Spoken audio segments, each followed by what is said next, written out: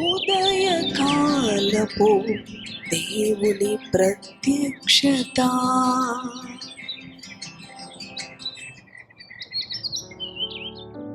ప్రభునందు ప్రియ దేవుని బిడ్డలారా, ప్రభు యొక్క అత్యంత కృపను బట్టి మరి యొక్క ఉదయకాల ప్రత్యక్షపు వాక్కు ద్వారా ప్రభు మనతో మాట్లాడుతూ ఉన్నాడు. మన పరిశుద్ధ గ్రంథములను తెరిచి దానియేలు గ్రంథము 6వ అధ్యాయం 22వ వచనమును చదువుకుందాం. నేను నా దేవుని దృష్టికి నిర్దోషినిగా కనబడితిని. హల్లెలూయా. ఈ ఉదయకాలము నీవు కూడా ఈ మాట పలకగలవా?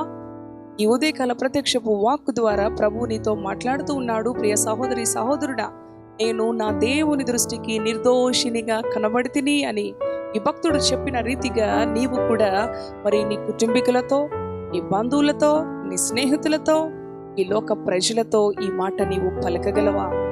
ఈ మాట నీవు పలకగలిగినట్లయితే నీవు ధన్యుడవు. ఏ కీడు, ఏ శోధన, ఏ మరణ భయము నిన్ను ఏమి చేయలేదు. ఎప్పుడో తెలుసా?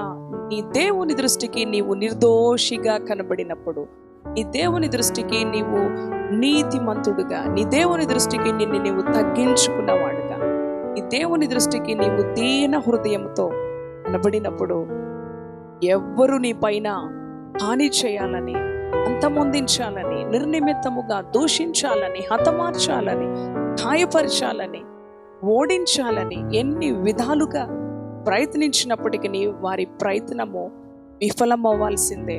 అవును ప్రియ దేవుని బిడ్డలారా, కాబట్టి ఈ ఉదయకాలం ప్రభు మనతో మాట్లాడుతూ ఉండగా నీవు చేయగలిగినది, నీవు చేయవలసినది ఒక్కటే.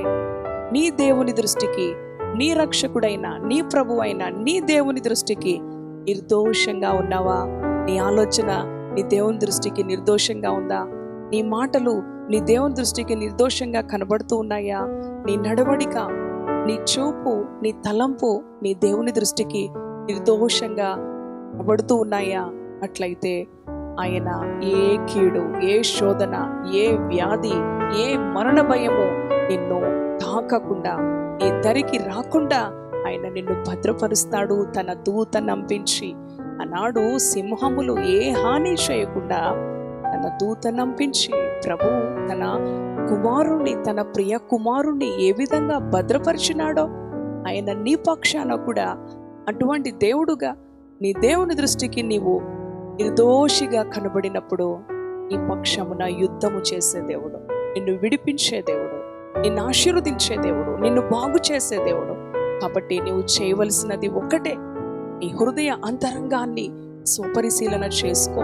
ఒకవేళ ఏదైనా దోషం, ఆయాసకరమైనది నాలో ఉన్నదేమో తొలగించయ్యా, కృపతో జ్ఞాపకం చేసుకోనాయనా అని నీ దేవుని దృష్టికి నిర్దోషిగా నిన్ను నీవు అగ్గుపరుచుకో.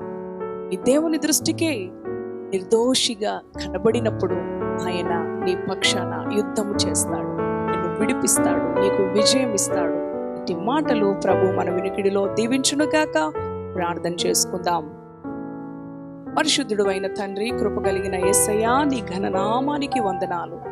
అవును ప్రభువా, నీ భక్తుడు చెప్తూ ఉన్నాడు, నా దేవుని దృష్టికి నేను నిర్దోషినిగా కనబడితిని. అవును ప్రభువా, ఈ మాటలు వింటున్నా మేము కూడా మా జీవితాలలో, మా ఆలోచనల్లో, మా తలంపుల్లో, మా మాటలో, మా ప్రవర్తనలో నీ దృష్టికి మేము నిర్దోషులంగా ఉండాలి. నీ దృష్టికి మేము అంగీకారయోగ్యంగా ఉండాలి. నీ దృష్టికి మేము పరిశుద్ధులంగా ఉండాలి, అనుకూలముగా ఉండాలి. ప్రభువా, ఈ మాటలు విన్నా నీ బిడలను మీరు దీవించండి. ఈ మాటలు విన్నా నీ బిడలను సరిదిద్దండి. ఈ మాటలు విన్నా నీ బిడలను ధైర్యపరచండి. ఈ మాటలు విన్నా నీ బిడలను మీరు విడిపించండి. దానియేలు సింహాల గుహలో పడవేసినప్పుడు తన దూతను పంపించి భద్రపరచావు. సింహములు ఏ హాని చేయకుండా ఈ బిడల విషయంలో దుష్టుడు ఎన్ని విధాలుగా హాని చేయాలి, హతమార్చాలి అని ఎన్నో విధాలుగా వేస్తున్న వాడి యొక్క పన్నాగముల నుంచి నీ బిడలను విడిపించి ఆశీర్వదించి నాయనా నీ యొక్క గొప్ప కృపతో నింపమని, నీ దృష్టికి అంగీకారయోగ్యముగా, నీ దృష్టికి నిర్దోషులుగా కనబడే కృప నీ బిడలకి అనుగ్రహించమని, బలపరచమని, కృప చూపమని యేసు పరిశుద్ధ నామములో స్తుతించి ప్రార్థిస్తున్నాను తండ్రి. Amen. Amen. Praise the lord. God bless you.